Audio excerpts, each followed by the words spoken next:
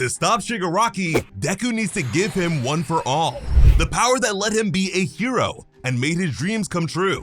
From the very beginning, we've known that to be a pro hero, you need a quirk. And so by becoming quirkless again, Deku will be sacrificing his future to save the world.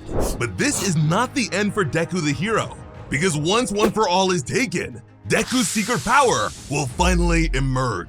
Kudo, the second user of One For All, was the one to give Deku this plan. Originally, he and the third user, Bruce, refused to accept Deku as their successor. That's because instead of seeing Shigaraki as their mortal enemy, Deku sees him as someone to be saved. Even now, as overpowered as Shigaraki may be, Deku is practically just as strong. Shigaraki outright admits that he cannot afford to take a solid hit from Deku. And luckily for him, Deku is holding back. Shimura Nana knows that Deku can kill Shigaraki with one all-out attack at any time. But Deku doesn't want to. He insists on saving Shimura Tenko. It's the same situation we saw from the Toga vs Uraraka fight, which makes sense since saving villains was the last thing Deku and Uraraka talked about before this war started. Killing Shigaraki would be the easier thing to do here, but it wouldn't help to change the status quo and prevent this sort of thing from ever happening again. The night before Deku unlocked Black Whip, he received a flashback through One For All. He saw moments from the first user Yoichi's past and learned more about his connection to All For One. And it turns out this ability goes both ways. Kudo was able to go through Deku's memories. Doing this helped him understand Deku's philosophy, that everyone, even the worst kind of villain, is still human.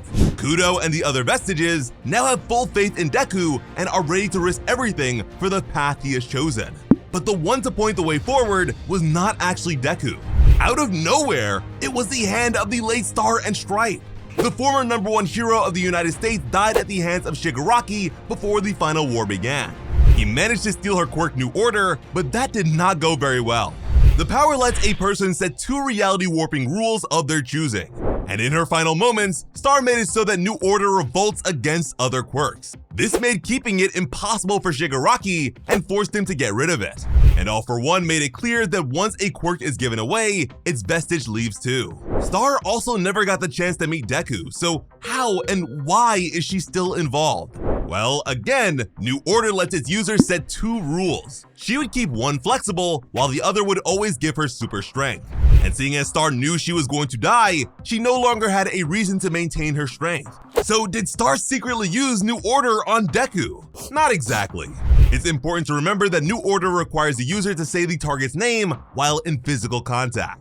So applying anything directly to Deku would have been impossible. It is far more likely that Star actually placed 2 rules on New Order, one we know about and one that was a secret until now. Something along the lines of, if One For All is stolen, New Order will go to its former user. That's right, Deku's new quirk is New Order. But wait, why wouldn't Star have just set the quirk to go to him immediately? Well, she could have, but that would have probably killed him. Shigaraki's body was modified for months before it could handle multiple quirks. And on top of that, the 4th user died early because he had One For All and his original quirk, Danger Sense. The only reason Deku could use One For All without suffering a similar fate is the fact that he was born without a quirk. His metaphorical cup hasn't run over. But having both One For All and New Order would have definitely been too much. With One For All gone, there would be a vacancy. And alright, but if that's the case, why were we able to see something from Star and Stripe ahead of Deku giving up the quirk? Believe me, there is an answer for that too. Shigaraki managed to steal Danger Sense. He reached a hand into the vestige world. And that is precisely what we received from Star and Stripe. New Order will gradually replace One For All as more space becomes available. And I know what some of you are thinking. Why do this in the first place? Deku spent the entire series training with One For All.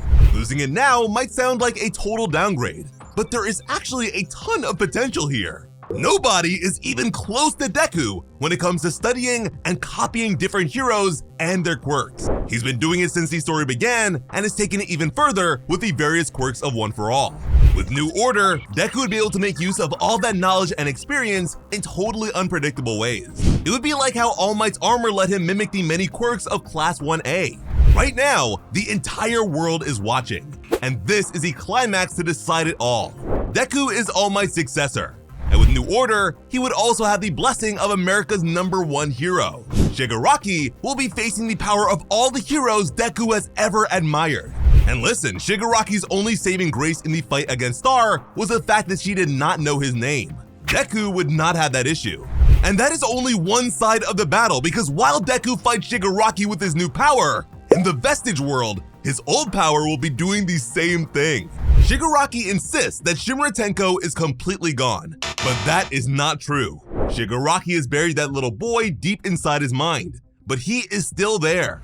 Less than 30 minutes ago, Mirio said something that triggered Shigaraki. He claimed that Shigaraki never had any friends. Those words managed to reach Tenko. Because of this, Shigaraki lost it. He started talking about how much his childhood friends liked him and cared about him. Moments later, the All for One consciousness understood that even though their body was complete, there was still someone else there who could compete for power, Shimura Tenko. But just knowing that was not enough to change things. He needed to avoid the fight going on for too long, because eventually the problem could be exploited, and it has been. Before his temporary death, Bakugo managed to land a solid hit on Shigaraki. Up until then, Shigaraki hadn't taken much damage at all, but Bakugo's hit actually stung a bit due to the All for One consciousness within him. The sight of Bakugo reminded the Demon Lord of his hatred for the second user, Kudo. Emotional instability is Shigaraki's greatest weakness. And to make matters worse, the heroes were all willing to sacrifice themselves to save Bakugo, whom Shigaraki believed he had already destroyed. The sight of it really pissed the villain off. The hero started to remind him of his family. This feeling of anger began to shift the Tenko consciousness. After all, he wasn't broken back then, but nobody reached out to help him. They wouldn't even look at him. Now, Shigaraki's body wants to find the best form to support all of his quirks and adapt to his surroundings. In this state of panic, the Shimura consciousness took control from the others. To protect itself, the inner child manifested flesh abominations of his dead family. Their many hands clutched onto his body like a suit of armor. Besides providing physical protection, because the feeling was similar to the severed hands that used to comfort him, Shigaraki started to stabilize mentally too. And from there, his words and actions became a lot simpler and more childish. It's why Mirio's butt joke was able to not only distract him, but also made him chuckle. It was only after he saw Deku that the All for One consciousness resumed control, to the point where Deku had to ask if Shigaraki was still in there at all. And just like Shigaraki's lie about Shimura, the Demon Lord said that Shigaraki was gone. Meanwhile, All for One was actually struggling to suppress Tenko. He desperately needed to hide the kid from the one hero who would be able to reach him, which is why he couldn't hide his anger when Mirio told Deku how unstable he's been in the face of their resistance. And Shimura Nana was sure that her grandson was still in there after seeing a flesh version of her late son. In truth, Tenko is the reason Shigaraki was able to avoid being taken over by his master. Shigaraki became smart enough to realize that he was being manipulated by All for One. They merged together and became one, but Shigaraki was not a fan of his master's plan. So he buried his origin deep within his own soul. Shigaraki slowly took back who he was from the inside out and empowered his own path. He molted both physically and mentally. He refuses to flip-flop like Gentle Criminal and Lady Nagan. The two villains Deku helped to reform. Shigaraki beat All for One in their battle for control because his direction appeals to Tenko.